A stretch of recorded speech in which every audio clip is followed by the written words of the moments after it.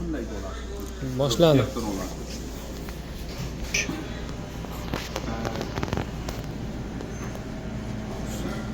Hozir hayvonlardan o'qildik, beqtol bo'lsang ham bo'laveradi. Videoga yaxshi emasmi sistema olishga?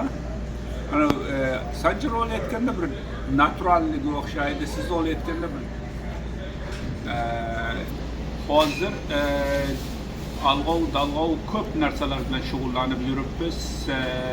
Bir ikkita hayvon bor ekan, yenot degan ekan, raccoon deydi ingliz tilida, tarjima qilsak rasmini ham ko'rsatamiz. O'sha yenot 3 ta bolasi bor ekan, nechta bor? 3 ta bolasi bilan o'zi katta shu yerda tiqilib yurgan. Rasmini ko'rsatamiz. Ingichka buni bunchalik teshikdan kirib olgan. Uni chiqarish muammosi, keyin uni qo'par, buni qo'par, ko'p muammolarimiz. Bir kun qarasangiz elektrikka aylanamiz, bir kun qarasangiz zanovga aylanib qolamiz. Santexnikka, yana bir kun qarasangiz kirisha qiladigan odamga aylanib qolamiz. 3-kun mashina remontga aylanamiz. Endi yana bir tarafda o'zida eng katta muammomiz immigratsiya. Mana bu odamimiz Green Card lotereya yutib olgan. Green Card lotereya yutib olgandan keyin 585 ga topshirgan. 585 ga topshirgan.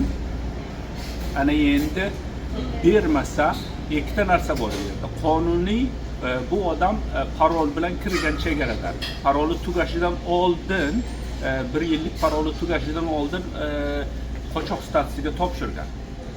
Demak, shu qonunlarda yozilishicha noqonuniy yashab kelayotgan hisoblanmaydi bu odam. Noqonuniy yashab kelayotgan bo'lmasa 3 yilga kirishdan mahrum qilinmasligi kerak. Bu bir. Buni ustiga yana qonunda cho'tki qilib yozilganki, bu odamda anavsi yo'q. Statusi anavsi kiritilmagan hisoblanadi. Parol qilingan bo'lsa, chegaradan kiritilmagan hisoblanadi. Ana shunisi ham bor bu odamda. Shuni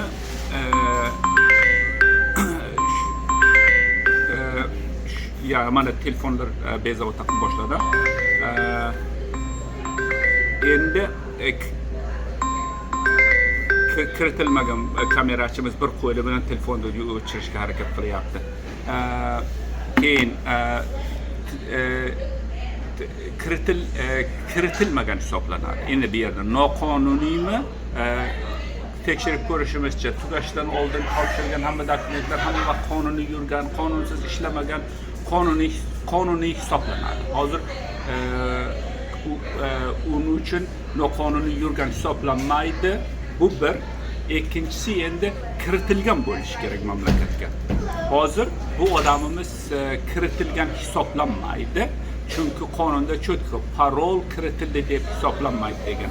Mana boshqa mamlakatlardan, Yevropalardan vizasiz keladi, kirgan bo'ladi, 94 olgan bo'ladi. Ular ham kiritilgan hisoblanmaydi, statusini o'zgartirishi mumkin emas.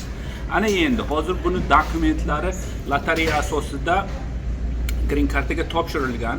Agar atkaz beradigan bo'lsa, bir vaqtda o'zida 1 yillik chiqib kelish dokumentini olsak, tasavvur qiling, bu yerda shu asosda bera olmaymiz desa, unda bu odamimizni balki Saudiya Arabistonigami boshqa bir joyga jo'natsak, bu yerga borib viza ofitseriga uchrashsa, viza ofitseri 3 yilga atkaz beradi, kirishi mumkin emas deyishgan. Endi kirishi mumkin, chunki qonunda yozib qo'yilganki,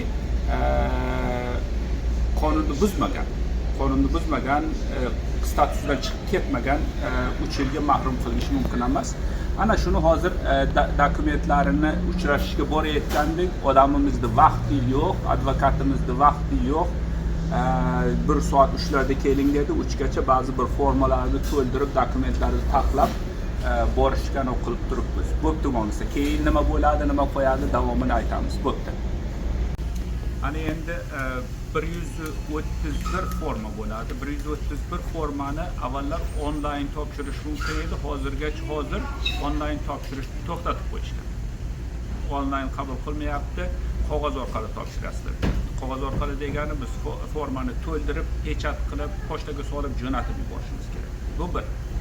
Ikkinchidan keyin advanced paroldan tashqari advanced paroldan qayta kirish ruxsati degan narsa bor. Keyin qochoq sayohat qiladigan dokument bor.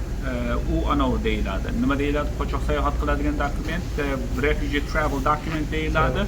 Bu bo'lsa pasportga o'xshagan narsa bo'ladi. Xuddi pasportni joyiga o'tadi. O'zingiz rasmingiz bo'ladi, pasport bo'ladi, ism familiyangiz bo'ladi, pasportni o'zi bo'ladi. Undan keyin sayohat qilishga mumkin degan dokument bo'ladi. Keyin advanced parol bo'ladi. Advanced parolning maqsadi statusingizni yo'qotmasligingiz. Bu qayta kirish degani emas. Qayta kirish ruxsati degan narsa emas. Shuning uchun undan keyin mana bizda odamda o'zida O'zbekiston pasporti bor. O'zbekiston pasportingiz bo'lsa sizga refugee qochoq travel document birinchidan bermasligi mumkin, ikkinchidan kerak emas. Chunki uni olsangiz unda ограничениялар ko'p. O'zbekiston pasporti refugee travel documentga qaraganda yaxshiroq. Refugee travel document bilan ko'p joylarga kira olmaysiz. Masalan, Turkiyaga boraman desangiz, refugee travel dokumentingiz bilan kiritmaydi, avval viza olishni talab qilish mumkin. Agar O'zbekiston pasporti bo'lsa, Turkiyaga prama uchishingiz mumkin.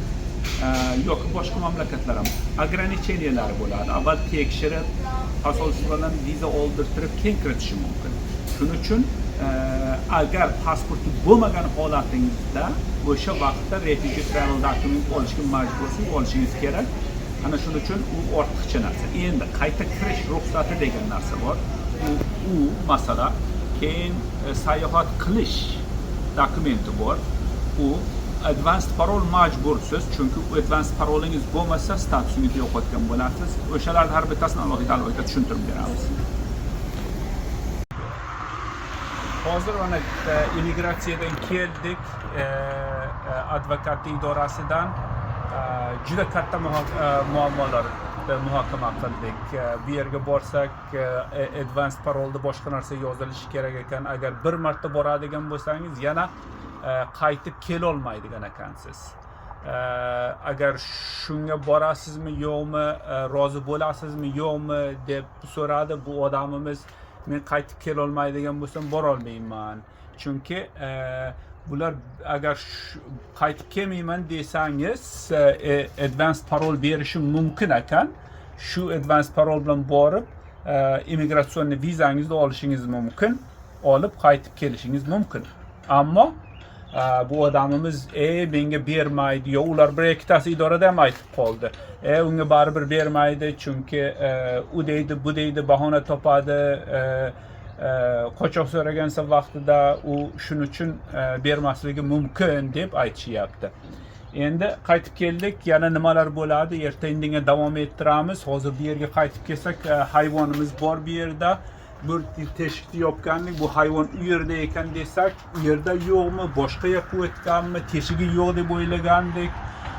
Biz hamma joyda endi boshqalarni ochib tekshirib ko'ramiz nima bo'ladi. Keyin sizga davomini aytamiz. Bo'pti.